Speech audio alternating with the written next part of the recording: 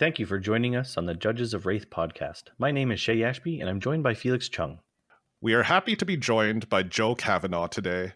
He has been on the front lines of judging Flesh and Blood since the reestablishment of organized play in 2021, and he is currently the leader of the judge exam team.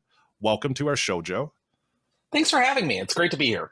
Joe, I can't wait to get into more details about the different judge levels and exams, including the brand new maintenance exams that are coming out this year.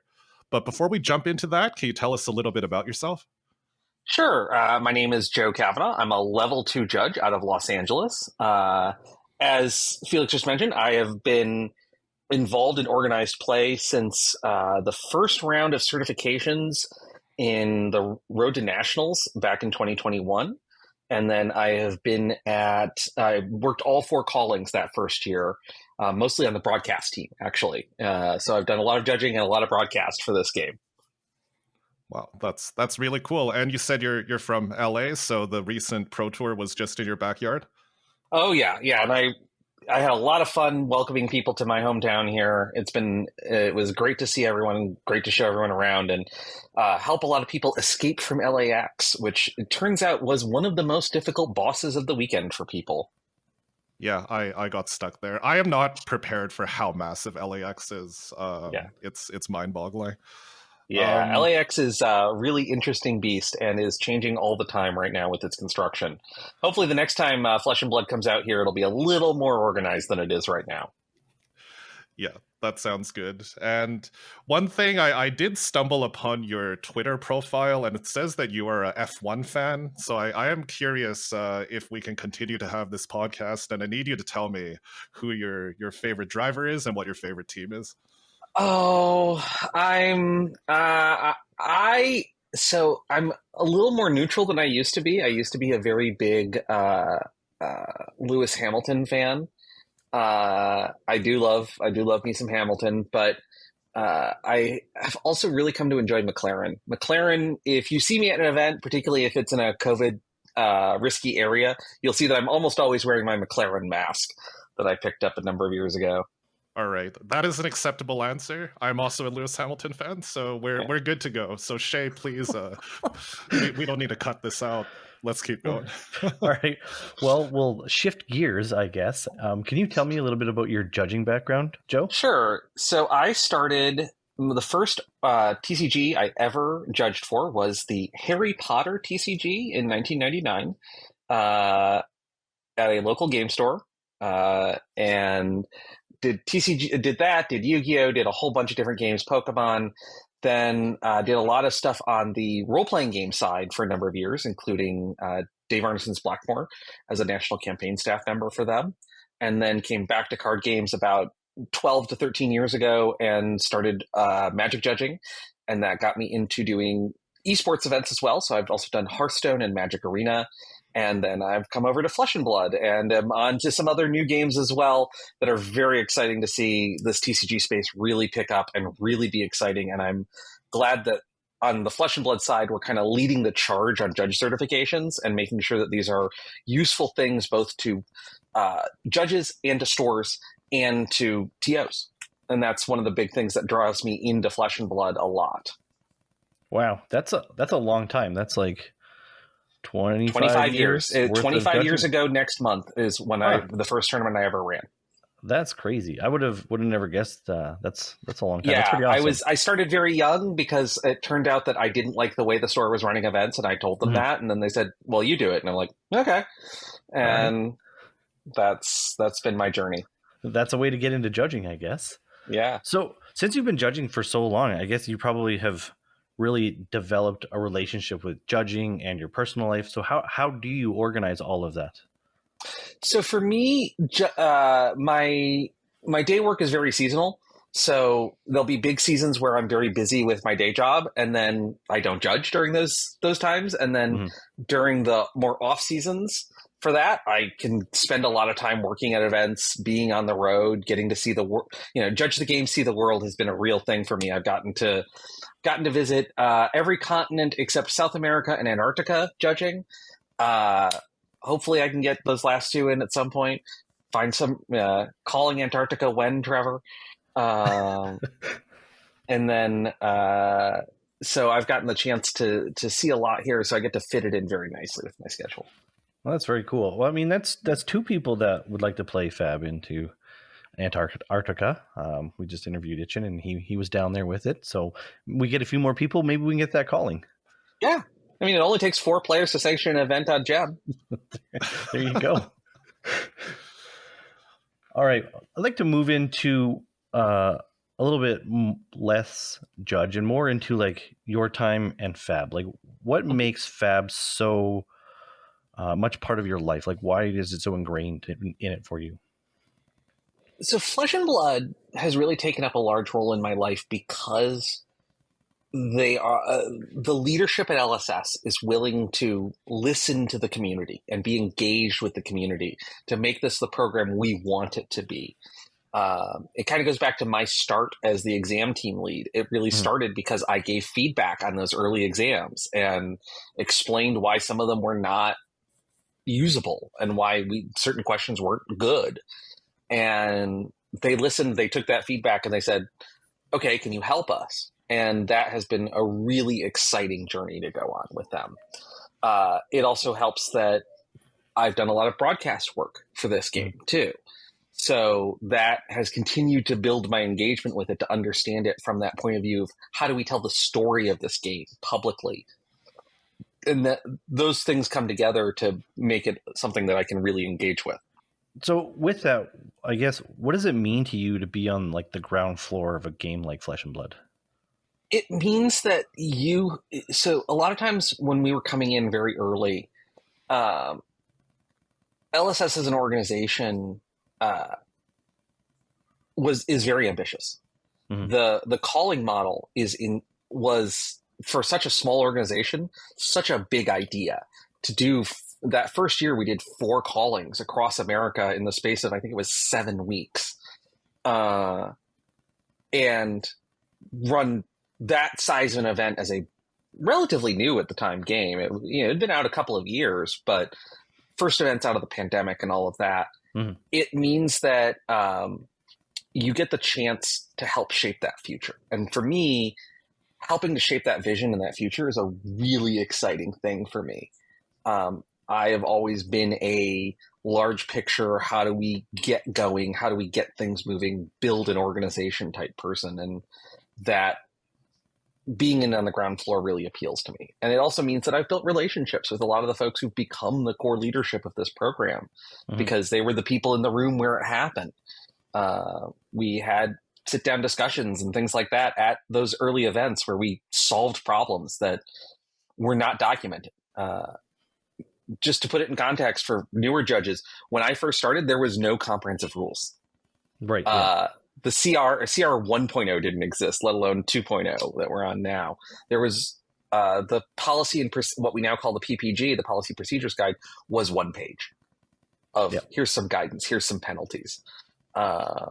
So being in on the ground floor and being able to help have those conversations of what is different about this game, what makes this game unique from other games, was really exciting, and has helped keep me engaged for now. What are we on? 3.5 years, something like that since then. Yeah, you made a perfect segue into my next question, so I appreciate that.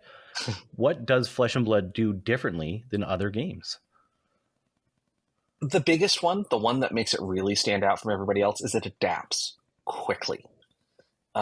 If you look at, the 3 years since those first callings, we've gone through 2 major revisions of the CR. We've redesigned the whole thing. They've added, now we have a rules and policy manager and an associate and a judge manager who are actively engaging with the community and making sure that we're involved in the loop on these processes going forward. The responsiveness is frankly something I don't see in any other publisher in the industry, of the ones I've interacted with. And that makes it rewarding to be engaged as a judge leader, because you can feel that impact in a much stronger way than something like, say, a game that's been around for 10, 20, 30 years or has to deal with a licensor of the intellectual property, where they may be limited and they can't really tell you why they're limited because they don't know why they're limited. That is such an amazing advantage that this game has, and that they are ambitiously trying new ideas. Like, I have no inside knowledge of exactly how Transcendence is going to wind up playing out in terms of policy or rules or anything like that, but the idea of that is really exciting and really interesting. And it's a very brave choice. And this is a game that is still making very brave choices and hasn't settled into a rhythm yet. And that's really exciting. Yeah, that's awesome. So with like Ellis's senior leadership sort of like driving the bus, have you seen them pick up something from other games that was successful that Flesh and Blood shares? Yeah. So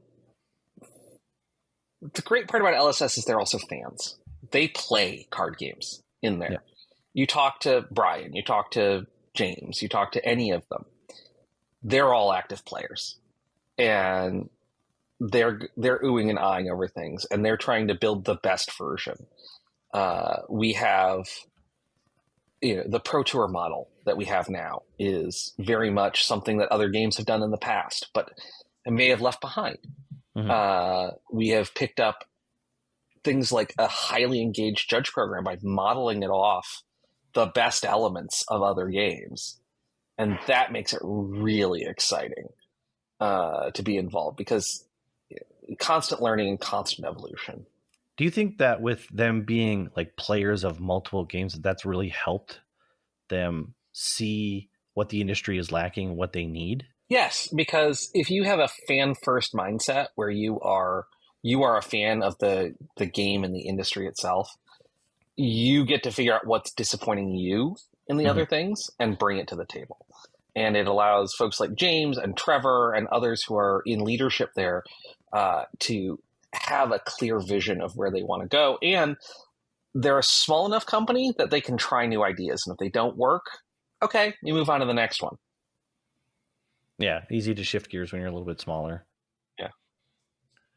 Yeah, I did just, I've been listening intently for the last few minutes here. As someone that doesn't have a big background in card games, Flesh and Blood is really the first one I'm into seriously. It's great to hear how LSS is as a company.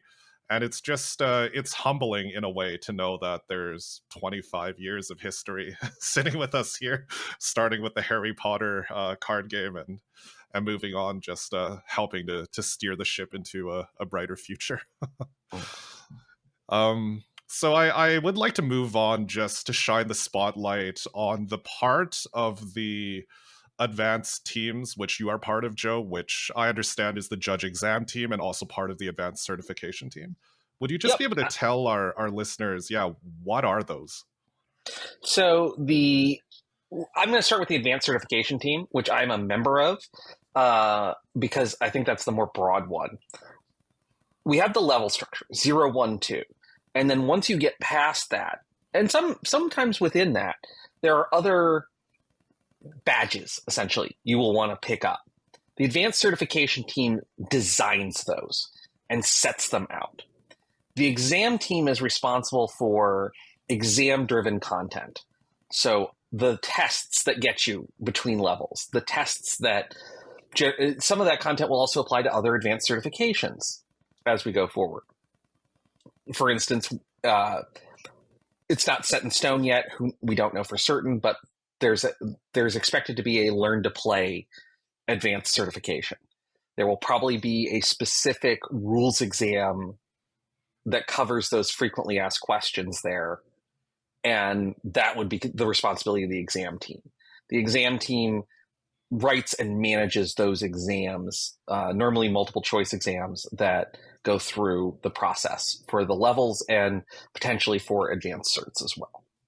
Okay. No, that's really interesting. And is the judge exam team part of the advanced certification team? No, we are two separate teams because the judge exam team also manages the level up process for 0, 1, and 2. And advanced cert focuses on everything that's not the levels, essentially. Okay, and you're the head of the judge exam team, but not. Yeah, I lead the judge exam team, which means that I manage a team of it varies over the course of time, number of writers who help write all the content for the exams. I also shepherd that process through the validation process, where we take every single question that we write, gets approved. Currently, it's by someone within LSS, either Josh or Nick. So that way it makes sure that we are actually delivering true, correct answers to our audience. And then the other big part of it is working with Advanced Cert to be like, okay, what are you guys going to need going down the road? Is there a need for an exam related to team lead certification or battle hardened head judge or whatever? Or is there just a need for a question or two from our team that becomes an essay question that is used on that side? So it changes up what we're doing. And then the last thing that's brand new for us is maintenance exams. The exam team is also responsible for those and getting those out within 6 weeks of the release of a set going forward. Right. These are all a lot of juicy morsels, and we're going to delve deep into a lot of those topics they mentioned here. And I would like to start, actually, just to go back to something you said earlier. You were talking about the level 0, level 1, level 2 levels for judges here. And going back to something that I said, this is the first card game, really, that I've been deeply part of. And I came into this game and people were talking about, oh, you're a level 1, you're a level 2. Everyone seemed to know what they were talking about, but what those levels and those numbers implied. And I was just confused.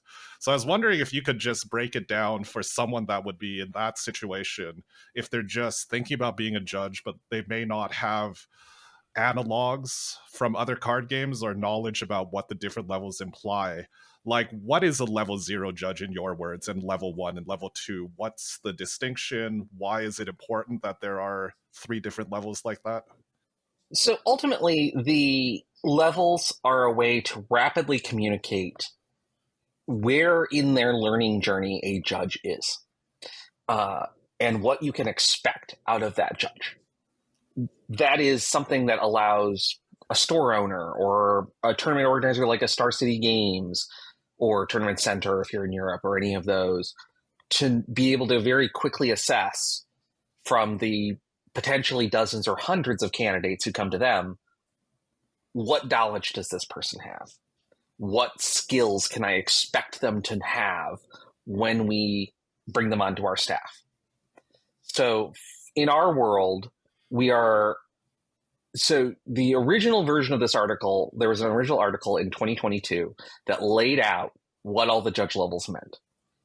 And that was back when we were originally planning on there being 4 levels above 0. So 0, 1, 2, 3, 4. 3 and 4 have been axed and turned into advanced roles. We are on just a 0, 1, 2 scale. But those definitions of what 0, 1, and 2 are still current.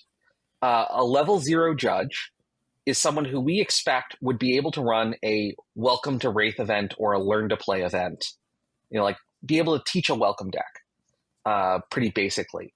They can explain the basic elements of rules and the fundamentals of setting up a tournament. So if you take the level 0 exam, it is currently 40 questions, 20 about rules, which are all true faults currently, and then 20 about setting up a tournament, the fundamentals of tournament operations. To us, this is a standard of saying, yes, you are interested and engaged. You could run a thing at a store, it'd be fine in terms of a welcome event, a learn to play, an armory, something like that. Our goal for a level 1 currently is that they are a judge who can explain the fundamental elements of Flesh and Blood and make rulings on common and or meta interactions between a few cards with the aid of the comprehensive rules. That's the rules knowledge. The policy knowledge, we are currently expecting you to be able to understand the fundamentals of running a competitive level event like a ProQuest or a Road to Nationals. You should be able to run a smaller one of those, like 16 players on your own, with some help. Potentially from the Discord or from other sources that can help you along the process. And a level 2 judge is someone who is able to explain complex interactions in Fab using technical details and making rulings on kind of more uncommon or abstract interactions between any number of cards, with the aid of the CR, of course, and is proficient enough in both policy and event management that you could trust them to run about a 32 to 64 player event and manage maybe one or two other judges in the process. Those are kind of our core definitions. The standard I like to use when I'm giving people the quick thumbnail, and I would love to go into more detail with you guys at some point, either today or on a future show, about the level 2 process itself. Mm-hmm. The standard I tend to use is, if someone is ready or not for L2, is, would you trust this person if you gave them a floor judge who was mildly competent to run a 32-ish player ProQuest on their own, and you wouldn't need to worry about it at all? That's the kind of standard we're looking for in an L2. Because eventually, it's not, I want to be clear, we have not set a timeline for this. It is not happening this year. It is probably not happening next year. But at some point in the future, L2 is going to become the standard to run ProQuests and Road to Nationals and things like that. We're not there yet, partially because we're still in the process of getting L2s all over the world. But that is the ultimate destination. If you think you can run a ProQuest on your own and do fine and be able to not necessarily need the support of the Judge Discord to do it, then you're probably ready for L2. So I'm hearing you say that I have 2 years before I have to get my L2. No, you should be getting it as soon as possible, because a lot of events are actually changing their policies currently. For instance, it was announced, actually, I'm going to time out here for a second. Sure. I need to pull up the article because I don't want to say this wrong. No worries. Because they just announced all of this. I try and make a joke and then it turns into a serious answer. I'm sorry. You joke about it being a thing you can put off, but if you want, particularly if you want to work at larger events, this is rapidly changing. It was just announced at PTLA that for calling weekends, for main event and battle hardened floor judges, you do need to be L1 going forward. That's kind of been a soft requirement for a while now, but it's actually going to be pretty strictly enforced going forward. And if you want to be a team lead, you have to be an L2. And later this year, the expectation is that the main event and battle hardened judges will need to be L2s. Okay. That is happening this year. You can be on side events as an L1, but you won't be able to be on the main event going forward. On Pro Tours and Worlds, all main event judges have to be L2. This started last year. And then they're expecting the team lead certification to be required for team leads for those events starting with next year. I was going to say, that sounds like natural growth and progression with the game as it gets larger. Yeah. You need more and more trustworthy people out on the floor in these higher competitive events. So, I think it sounds like natural growth. Yep. Yeah. And part of it is, like, if we go back to 2021, the very early days, those first 4 callings, one of the expressions we like to say is that we took a judge from another game who understood the logistics of a large tournament and partnered them with a judge who knew all the Fab rules to make one competent judge. Okay. At a calling. They were partnered. And now we're getting to the point where we have enough people who are both that we are ready to start stepping away from allowing a lot of exemptions for a level 0 to be on the main event, which has happened a couple of times. Now, of course, again, all of these requirements, LSS can waive them at their necessary for like language requirements. Tokyo is going to be a very different show than Los Angeles or Orlando later, or Tampa Bay later this year. So the difference regionally will also apply, but it's definitely growth in the program. And it's also, we are trying to drive people towards getting to the level that is right for them. Not everyone is going to be right for an L2. Let's be blunt and clear about that, because it's okay that level 1 is the level that you think fits you and the level that you stay at. That is perfectly fine. you just need to understand what that will mean within our community going forward. Yeah. This discussion based off, that started with Shay's joke is actually really thought-provoking. And this even goes back to the fact that Shay, like, I looked up to you, and I still do, like, as a judge for a long time, as you being the sole judge in our community.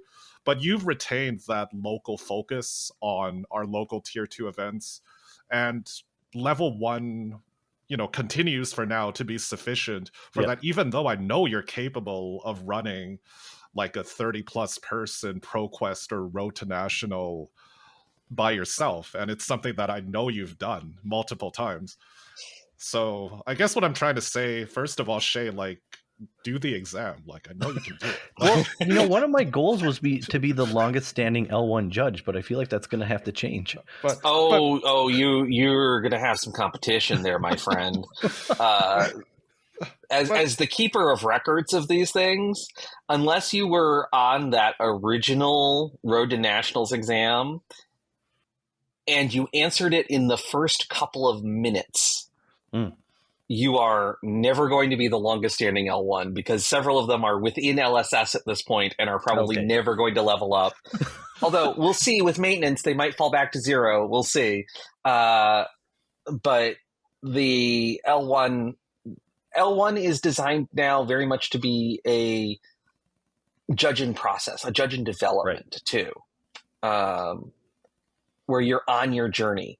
Also, the other big reason that I think restricts a lot of people from L2 is the review requirement. Being reviewed by an existing L2 is really hard currently because we see big spikes in the number of L2s. When a first L2 is created in a community, all of a sudden within the next 6 months, we see a flourishing of L2s within that community. And we're one of the things that a number of us are talking about, particularly within the JCRs and the JCRLs, is how do we build those seed L2s in areas where we're not already having that growth, and to make sure that L2 is actually accessible the way we think it should be and the way it ultimately needs to be to meet the goals that we have for it. Just speaking for myself here, having become an L2, I think, just over a year ago, it's just interesting to hear you describe your vision of an L2 being someone that's capable of running, again, something like an RTN or a PQ by themselves. Because right now that doesn't quite match my perception of what an L2 actually is in a community. Because at the time I joined, there were like less than 100 L2s. And I know that at the time I became an L2, there were well more than 100 that were capable of doing that task. So I don't know, like, is that sort of a mental mismatch in your head as well? Like, is there this perception in the community that L2 is maybe a little bit more of an exclusive designation than you intended to be? Yes, and to get into a little history, when L2 started, it was only open to Nationals head judges and a few select community members. There were 22 of us in that first wave of L2s. We took a very different L2 exam than the current L2 exam. I believe it was 20 multiple choice questions and 5 essay questions, explaining thought processes and things like that. And we've evolved in this more accessible version of L2 over time. But some people's mindsets are still stuck on that original version, which is a very hard mental block to push through.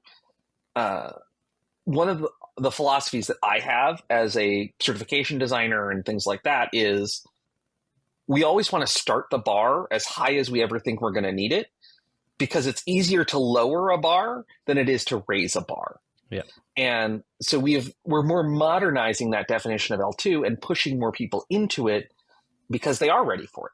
A lot of people don't realize that they are ready for L2. If you go through the 15 qualities, look at them, you probably match most of them or can work on most of them pretty quickly as you work with others and as you listen to things like a wonderful podcast that may describe how to improve yourself as a judge. Yeah, that's awesome. I wanted to touch on 2 things that you said. You mentioned accessibility and seeds. The reason I want to bring these up is we are in a loosely populated geographical region. So where we don't have a lot of people, not a lot of density.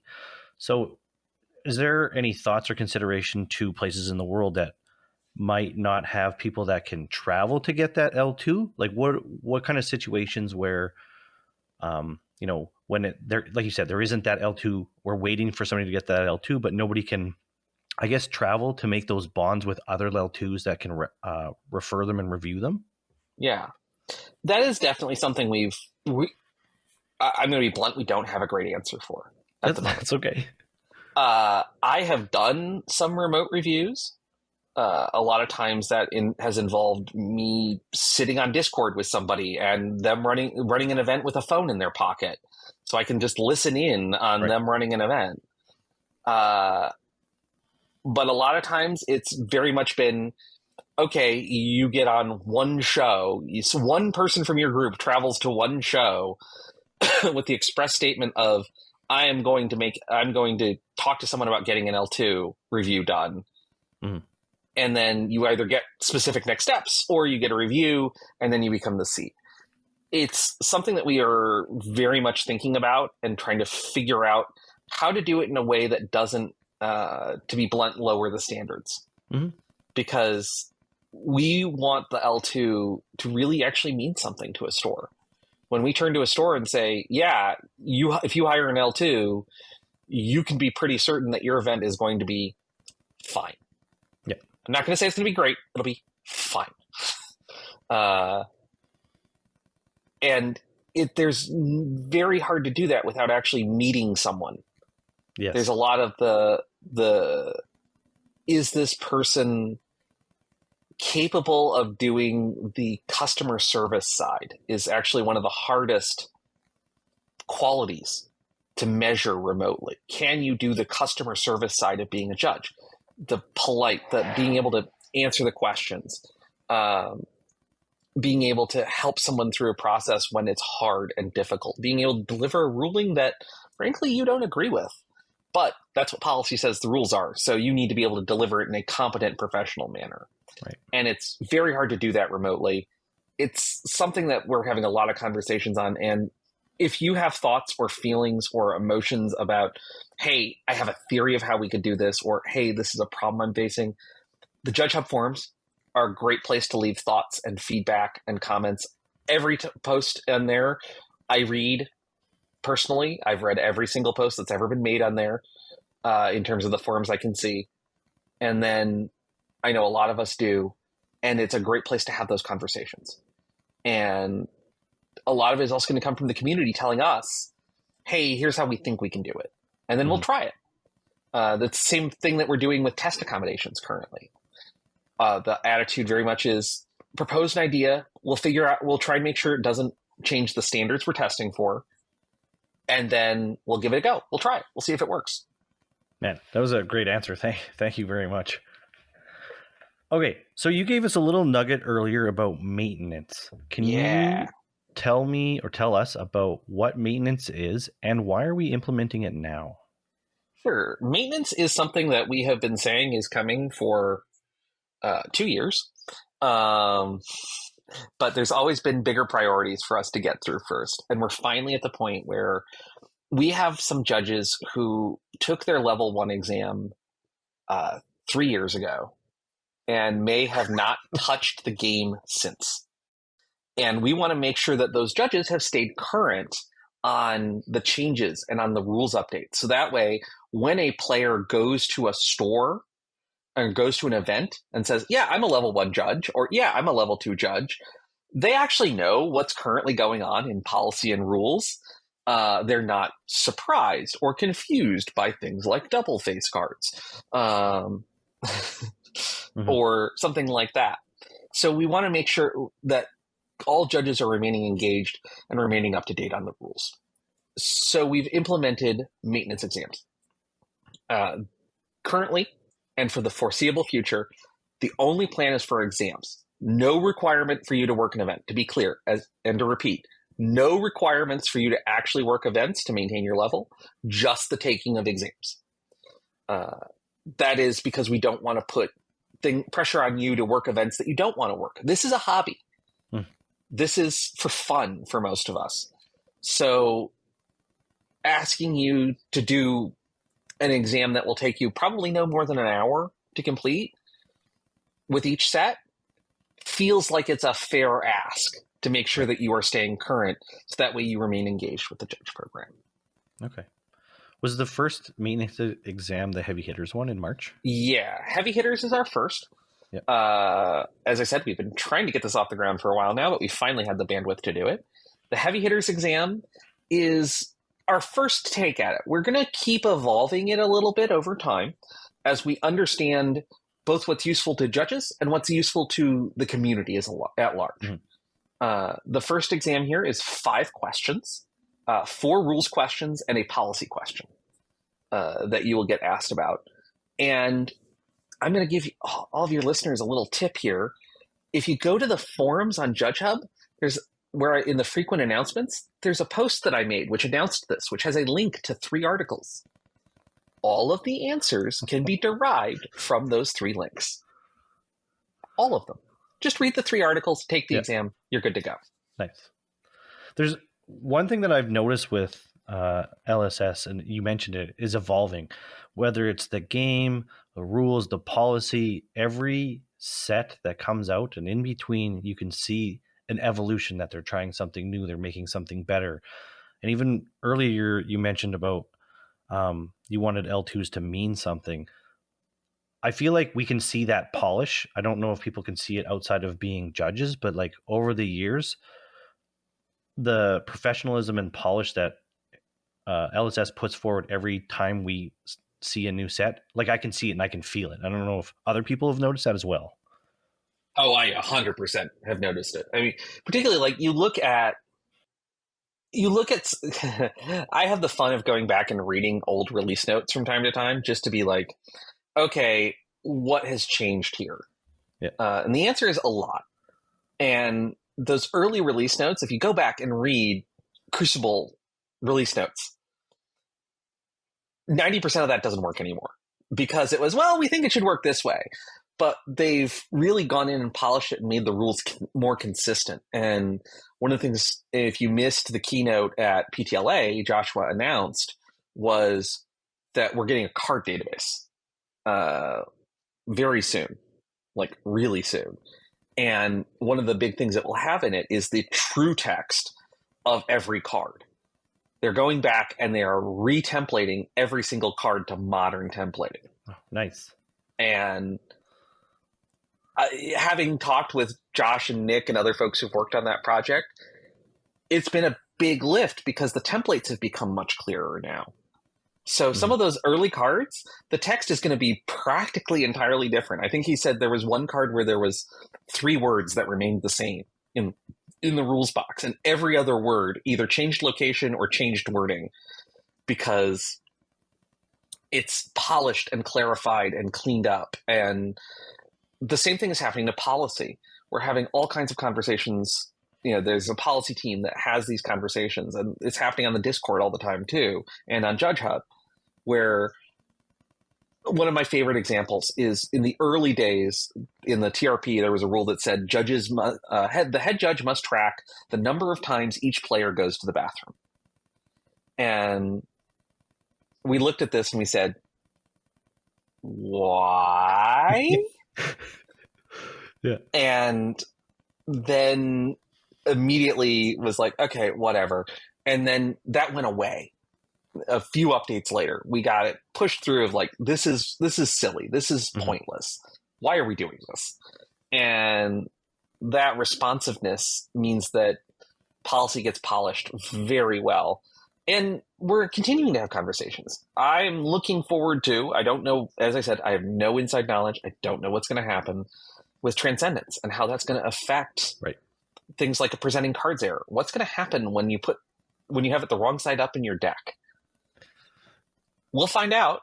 We'll find out in a few short weeks, I suspect. Yeah, I've seen that question float around a few times. So there's a lot of people wondering about that. Yeah. I had one more question on this topic for you, just because I'm Sure. curious. Do you have insight into like what the uptake so far is on the maintenance exam? Yeah, we've been doing a lot of looking at this to make sure that we're actually delivering what we expect. And Just over. We just passed yesterday the 2/3 mark of L2s having completed their maintenance, and about 20% of L1s have. A little more than that, actually. Just for clarity around that, we are expecting most L1s, frankly, to leave it to the last minute. I know I, as a judge, tend to leave paperwork and stuff to the last minute. So the fact that over 2/3 of L2s have already done it is very refreshing for me, and I'm very happy that we haven't even done our first wave of reminders yet, and we've already got 2/3.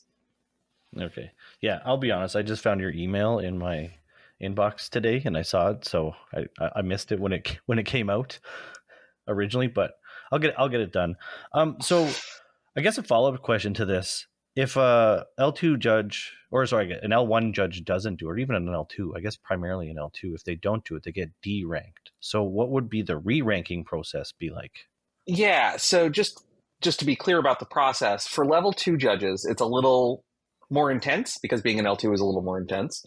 A level 2 judge has to complete each release exam before the next one comes out. So L2 judges are expected to complete the heavy hitters release exam before the release of Part the Missed Fail. If you are a single exam behind as an L2, you can return to L2 by completing the past due exam and the current exam, and then emailing us to do this, to get reinstatement. exams@FabJudge. And you can only use that particular process once every 2 years. So you can't do this every single set. You've got to actually be engaged going forward. If you have missed 2 or more exams and you've been de-leveled for less than a year, you can re-level by completing everything on the checklist for the L2 process except the recommendation review. You just get to skip that. You have to retake the L2 rules exam, the L2 policy exam. If you've already made 3 attempts at the L2 rules or policy exam, you will have to go into the more hands-on process that we also talked about in the end of year article. And then if you've been de-leveled for more than a year, you have to recomplete the entire checklist, including getting a new review done. For L1s, we expect you to complete half the exams in a year, rounded up. So our expectation for future years is there'll be 4 exams, because that's kind of what LSS has hinted will be our future release cycle, is we're going to get 4 sets a year. So there'll be 4 exams. This year, it looks like there will be 3, unless LSS surprises us. There'll be heavy hitters, Part the Missed Fail, and set 15. We round up when we're defining this requirement, so you have to complete 2. But there's only 1 checkpoint a year for L1s, and that is currently it is expected to be the Tuesday after Worlds. The Tuesday after Worlds is kind of our reset date for the Flesh and Blood judge year. And at that point, we will sweep away anyone who has not completed at least half, and they will be reset to 0. For an L1, we are planning to leave the heavy hitters release exam up until the set 15 release exam comes up. So there will be 2 exams available. So you'll have a bit longer of a window as an L1.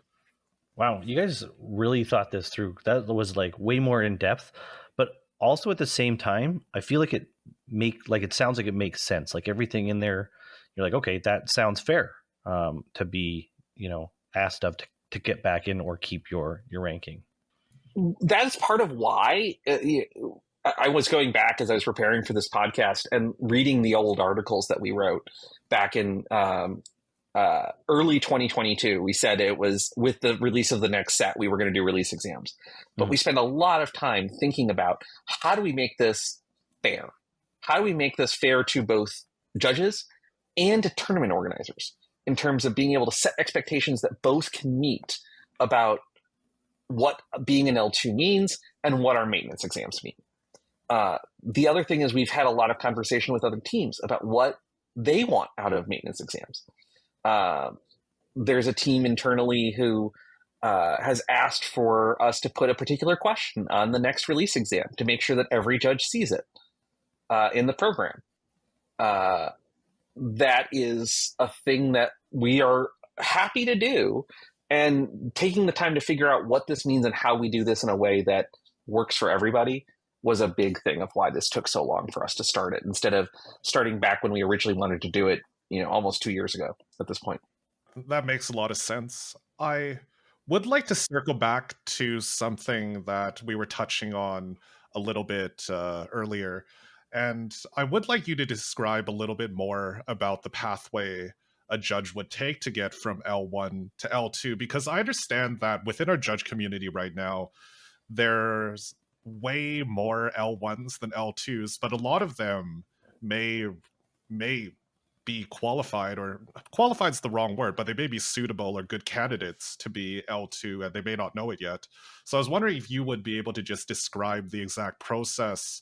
I think most people know that there's 2 exams, but then there's some other requirements that may be less well known. So could you just take us through the steps that it takes for someone to go from an L1 to an L2? Sure. So I want to actually touch on one thing very quickly before I really dive into it. You said there are 2 exams. In our mind, in the mind of the way the program is designed, it's actually 1 exam. It's the level 2 exam with 2 parts that you can sit separately. The reason why is so that way you can manage your time better as a hobby. So you're not forced to sit down and do a 40-question multiple choice exam in one sitting. You can split those apart. But in our mind, they're 2 halves of the same exam. That is why it's the L2A and the L2B as a section of the exam. So let's walk through what the requirements are. There are 6 steps in the process. The first one is actually the easiest. It is, you must have been in L1 for 120 days. A little insight of how the sausage is made here. A lot of that was to make sure we didn't get kind of a flood right at the beginning, because when the L2 went public, 2/3 of all L1s had been certed in the last 120 days. It's to make sure that you actually have time to understand what it means to be a judge and to understand the role that you have in your community now. So we have that. You have to have judged at least 2 tier 2 or higher events within the last 365 days. Tier 2 is ProQuest, Road to Nationals, things like that. So competitive level events. If you are working, say, a calling, even if it's on side events, if you're on the casual side events on the other side of the room, that counts, because that is a tier 3 event. Now, same with Battle Hardens. Battle Harden weekends now can pose multiple events with them. It isn't just a Battle Harden. There's a PTI and ProQuest Plus. Got to remember the new terms. And a Super Armory. If you're working that event as a judge, it counts. But that whole weekend counts as 1 event towards this. Part of the reason why it's 2 events is to make sure that you've worked your first event. Is someone still willing to hire you after working that first event? Did you get invited back to something after you did that? Or did you actually literally set the tournament venue on fire? That is something that happened in another game with a new L1 judge equivalent. So we literally on we fire? want to make on fire. Yes.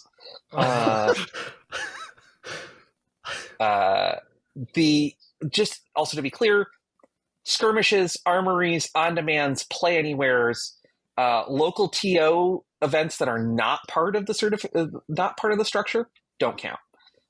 So brawl events or things like that, min-max brawls, unless they also have a battle hardened, which so far every one of their big brawl championship weekends has had, but the store level brawls don't count. One thing I noticed in there too is that there typically, at least in my experience, there's enough tier 2 events throughout the year that you don't have to travel within that time frame, and you can just wait for them to come around. Like you said, if you get asked the first time the TO likes you get asked the second time, so you don't have to go and travel to seek that second event if you don't want or can't. Because I also think that some people might try judging and they're like, maybe this is for me, maybe this isn't for me, and it takes time to come up with that conclusion. Absolutely. And again, if you are in a very remote community where for some reason your local store has fallen apart and isn't getting those invites anymore, talk to us. these are the default requirements. We are open to conversations around these things to make sure we're supporting our communities where it makes sense. Emailing me exams at FabJudge or messaging me on Discord or whatever, I'm happy to talk about these things. And if something really doesn't make sense, we can figure stuff out. That's always a big thing in my book. I grew up as a special needs student, so I'm fully aware of accommodations and the needs for accommodations for all of these things. It's just that there are a lot of judges out there, and there's one me, and there's one Klaus, and there's one Josh. So we need 99% of people to go through the normal process. But if you're in that, if you're on a random sub-Saharan African location where there's one store that never gets a ProQuest, let's talk. The next step in my book is always the recommendation. The recommendation is the biggest choke point currently for folks, it seems like, is getting that recommendation of the 15 qualities of an L2. We can go more in depth qualities? On that. Yes, there are 15 qualities. It's a checklist. There are 5 must-haves. Just to kind of quickly hit them off, you must be able to perform a professional and timely judge call. You must be able to perform an accurate and timely deck check. You must be able to present and uphold a welcoming and fair event. Welcoming being very important. I've seen a number of people stumble over welcoming. You got to be able to communicate at both a friendly and technical level in whatever language you are running events in.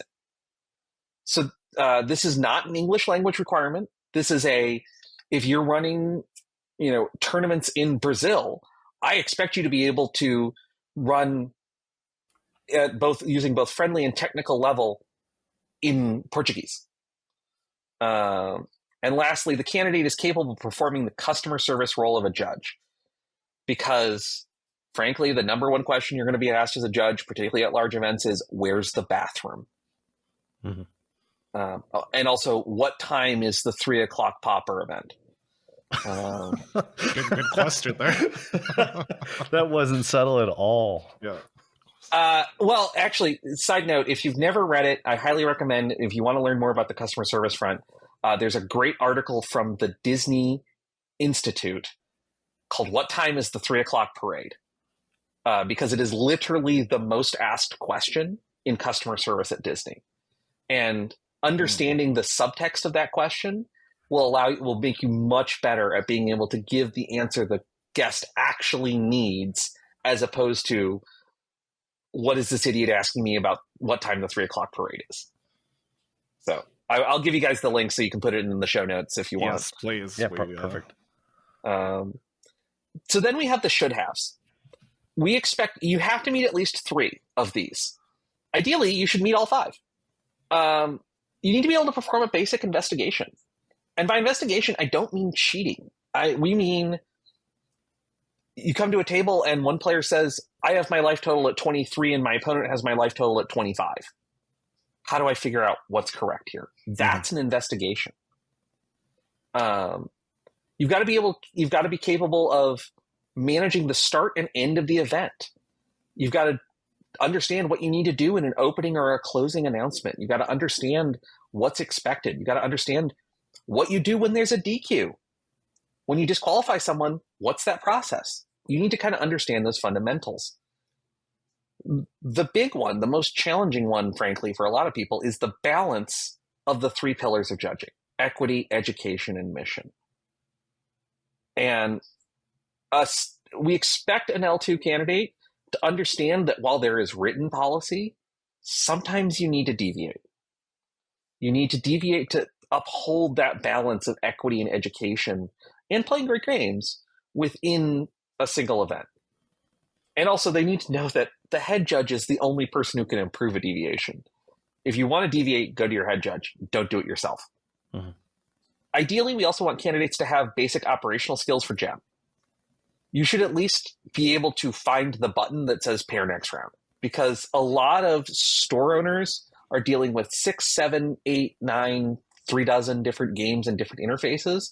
So if you can take that mental weight off of them of being like, yes, I can do the basics of starting your event in Gem and pairing it and submitting it and all of that, frankly, you're much more likely to get hired for events, and you provide a better service as a judge. And lastly, though, is the candidate can use the resources they have available to them effectively.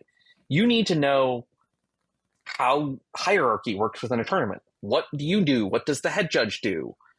How do you get second opinions and appeals? You also need to know where to find the PPG, the TRP, and the comprehensive rules. You should know how to use the Discord to make a live call. Side note, a lot of people don't realize this. We have on the Judge Hub Discord, if you've linked your Discord and your Judge Hub account, there's a channel called Live Calls. If you are at an event where you're the only judge and you're stuck and you don't know what to do with a ruling, you can use the @SOS tag, and it will tag experienced judges who've opted in to let them know, hey, this is a live call that needs assistance now. And you will get help from all over the world almost any time, day or night. It's a really powerful tool. And we want to make sure that as you're going through this process, you know those resources are available to you. And lastly, we have the optionals, the nice to haves. If you only meet 3 or 4 of that second category, you need to have one of these to make up for it. Otherwise, these are areas of growth for most judges. Mentoring other judges. We want to build judging relationships where you are developing the judge who comes after you to make them better, to help them build this community. That is how this community has always been built and will always be built, is judges helping judges. So if you're actively mentoring, you're on the right path. We're also looking for candidates who make significant contributions to the wider judge community. Maybe that's being involved on a judge team where you are, say, I don't know, working on a podcast or writing exam questions or being involved in other content issues or being a JCR or something that helps the community be better. That's going to let us waive some of the other stuff, essentially. Mm-hmm. You know how to build store relationships to grow events. Fab is still a growing game. We are not at, knock wood, we are not at peak Fab or anywhere near it. So if you understand how to build a relationship with a store to get them more engaged with Flesh and Blood, you're someone we definitely want as an L2. The next one is understanding the expectations differences between competitive and professional realm. What's different between these two? How do they work differently? That's not expected of you as an L2. It's a nice to have. You'll learn it eventually if you work on professional REL events. There are very few of those every year, although we're getting more of them, it looks like, so that's great. And lastly, if you've demonstrated leadership of other judges, particularly at a large event. If you've already shown us that you can be a team lead, we want you. And also, that may not necessarily be a Fab event. You may be bringing experience from other card games or other walks of life where you've shown that you are an experienced leader of others, at which point you've got this one nice to have checked off the list. I realized that was a long-winded answer to a very short question. No. I'm not sure if Felix knew what he was getting into. No, this is worth its weight in gold. And absolutely. It is on the L2 checklist as well. Like if you're an L1 and you're filling out your L2 checklist on Judge Hub, you're going to see these 15 points laid out in the same way that you described, right? And I'll also, for another thing that will be in the show notes, is the link to the recommendation review rubric, which lays out for each of those what's the standard we expect and what's an exceptional thing for each of those standards. This document was originally designed for L2s to help them understand when you're writing the review what we're looking for. Also, if you're an L2 who's writing a review, you will find when you load the review to write, all of these items are listed under areas for improvement. And we just want you to delete the things that aren't actually areas for improvement. And that's one of the big things we look for when we're reading the reviews. When I read every L2 checklist that comes in, I have read every single one that has ever been submitted. And I look at that review and make sure that the person actually is meeting the standard as written. So just know that your L2 reviews are being read and appreciated. And what we really are looking for is looks at those headers in the needs areas for improvement section and fixing those. No, that's really good to know that there's a human being. I guess for now it's yourself just doing the final check and welcoming people to the level when it's achieved. Yeah. So what's the next requirement? So then it's the exams. The exams are the big one. A lot of people used to say do the exams first. I don't anymore. I really don't recommend that because a lot of people are stuck behind getting the review done. Once you've got your review, I recommend you start taking the exams because the exams expire a lot sooner than the review. The two halves of the exam are the rules and the competitive policy test. The rules, they're each 20 questions. You need 85%, that's 17 out of 20 or better to pass. You have 24 hours from when you first look at the questions to when they have to be submitted. And by the way, the server is precise on this. It is 24 hours to the millisecond. Cooldowns are also to the millisecond. They're not by day or anything like that. They are literally, if you submit your exam at 1:54 p.m., it will be 1:54 p.m. 90 days later that you can take your next attempt. That's something that frequently comes up in my email. So it's 20 multiple choice questions. The rules exam is currently, in my opinion, and I think in the opinion of many judges, the hardest exam in our program. It takes us, frankly, a long time to write one because finding the right difficulty of questions is hard. These are designed to test your understanding and knowledge comprehensively of the technical interactions within Fab. One of the big examples I always like to give is the interaction between replacement effects. What happens when 2 or 3 or 4 replacement effects are all trying to impact the same event? What happens? And you understanding how that works is going to go a long way towards being successful on that exam. The policy exam is currently, in my opinion, a bit easier than the rules exam. The competitive policy exam is not much harder for L2 than it is for L1 at the moment. We are currently in the process of rewriting the L2 policy exam to make it harder because that's the feedback we have gotten from our community and from our TOs is that we need to increase the difficulty of the policy exam. Our expectation is the more difficult version of that will come out later this year. It will not affect cooldowns or expirations. Good to know. The policy exam covers content from the tournament rules and policy, the penalty procedures guide. It can and occasionally does cover the ratings policy. So like things about how ELOs are calculated potentially could appear on that exam. They don't, for the most part. You might get one question about that, maybe. And then lastly, the judge code of conduct.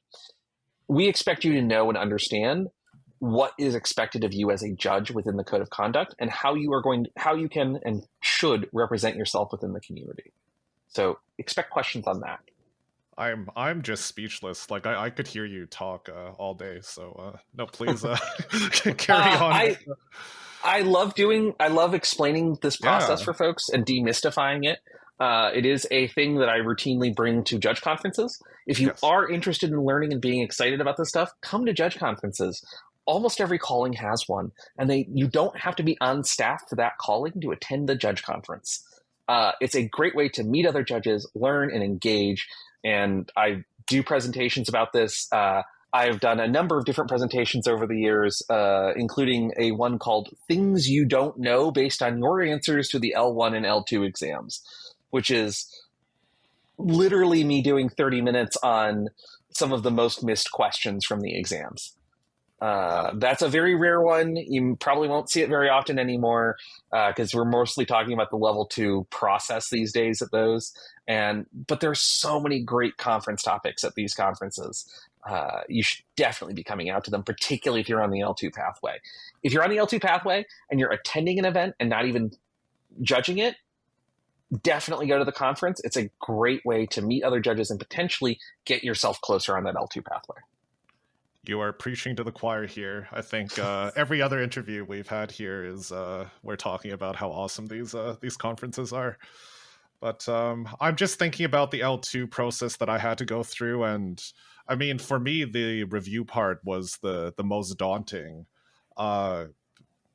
is that next on your list of requirements that you were going to go through? No, we actually think so. The problem is the accessibility of it.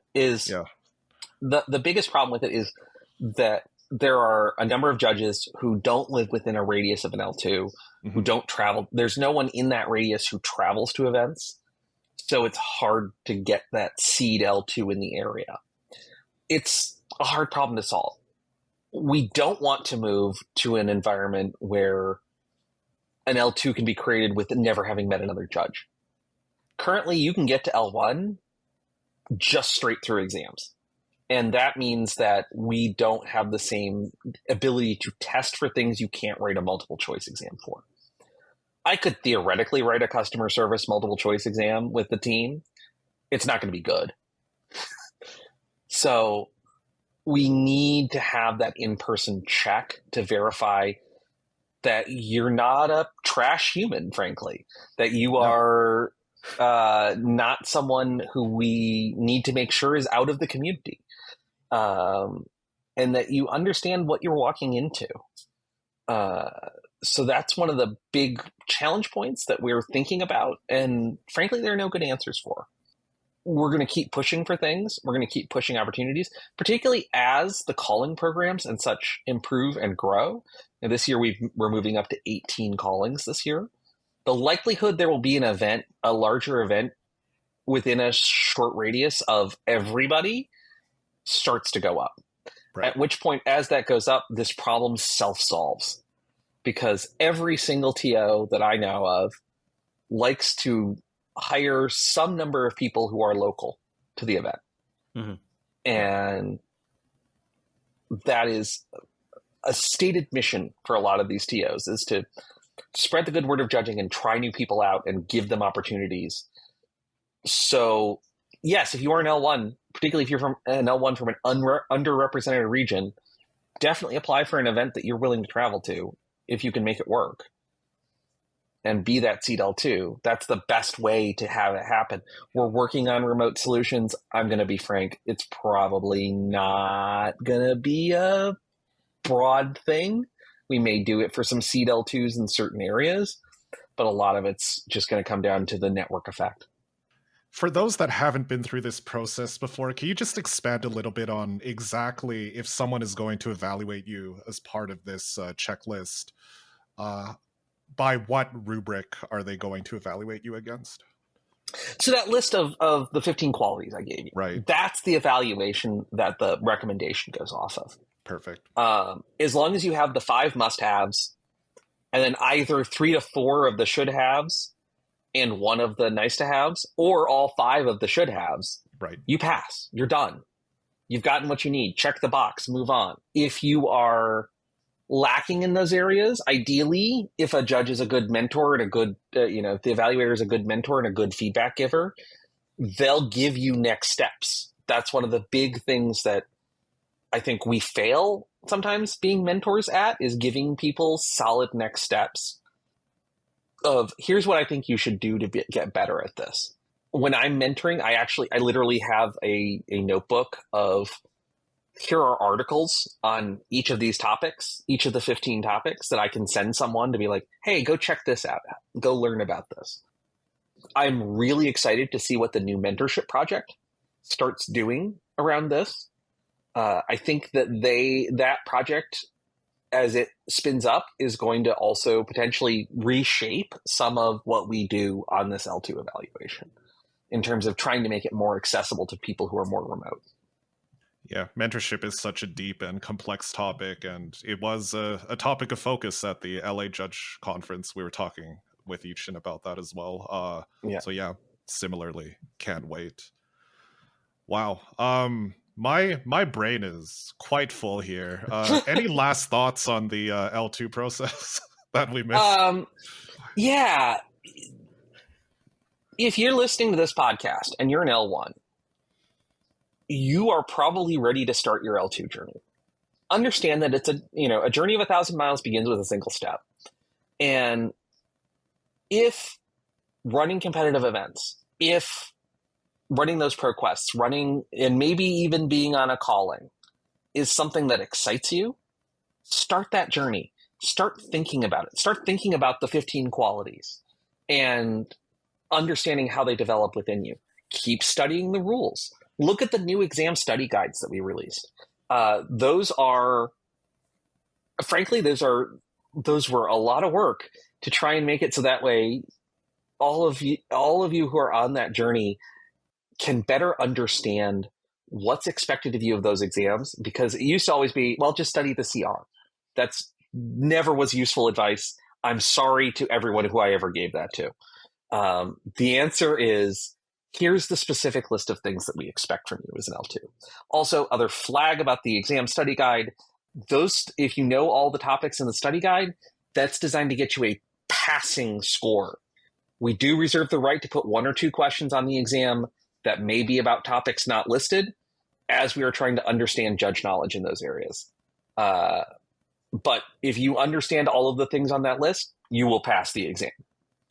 Same with the policy. It's designed to be clear and concise about what we expect of your knowledge.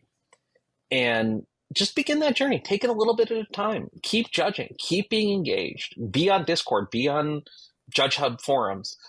The more you are engaged with this community, the easier your L2 process is. And the more of us who will be behind you in terms of helping you get there. I don't know any L2s who've been successful who aren't eager to help the next group. Absolutely. Join us. You are probably, if you are the type of person who is listening to this podcast, and even if you don't think you have the rules knowledge, start on the rest of it. Talk to your mentors about your rules knowledge and how they got through it. My trick to get through the interaction of replacement effects, now, it's harder now.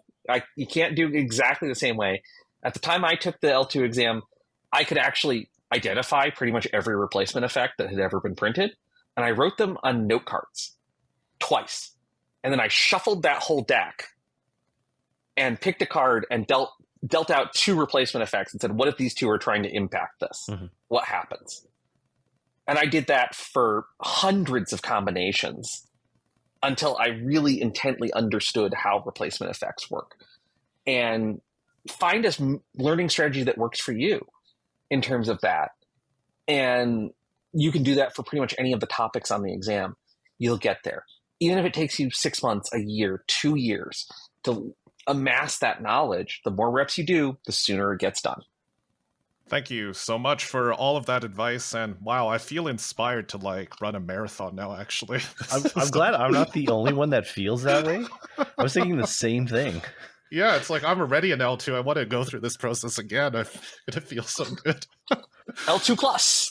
Actually, for you, the next step is probably looking at things like team lead certification or battle hardened head judge certification when that comes out.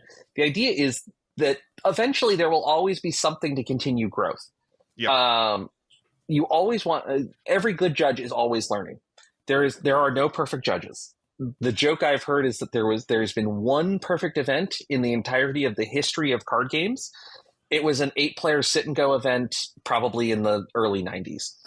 And otherwise, there's never been a perfect event. There's always been something to learn.